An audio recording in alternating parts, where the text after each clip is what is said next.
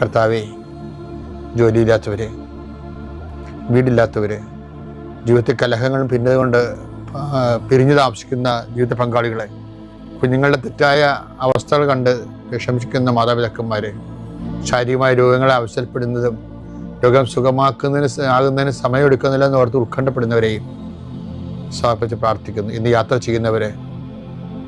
ഇന്നത്തെ യാത്രയ്ക്ക് വേണ്ടി വിവിധമായ ഒരുക്കിയിരിക്കുന്ന ലക്ഷ്യങ്ങൾ, കണ്ടുമുട്ടുന്ന വ്യക്തികൾ, സംസാരിക്കുന്ന സംഭാഷണങ്ങൾ, എഴുതുന്ന രേഖകൾ, ഒപ്പിടുന്ന ഡോക്യുമെൻറ്റുകൾ, പങ്കെടുക്കുന്ന ഇൻ്റർവ്യൂകൾ, സെൻഡ് ചെയ്യുന്ന മെസ്സേജുകൾ എല്ലാം കർത്താവിൻ്റെ കൃപയാൽ നിറയപ്പെടാനും നീ ഇന്ന് തിരികെ എത്തുന്ന സമയത്ത് കർത്താവിൻ്റെ കൃപ നിന്നെ നിറഞ്ഞു നിന്നുകൊണ്ട് സന്തോഷം വന്ന് ഉറങ്ങുവാനും ഇന്നത്തെ ദിവസം മുൻനിർത്തി നീ കണ്ടുമുട്ടുന്ന ഓരോ നിമിഷങ്ങളെയും, നിൻ്റെ ഓരോ സമയങ്ങളെയും, സന്ദർഭങ്ങളെയും, എല്ലാം സംരംഭങ്ങളെയും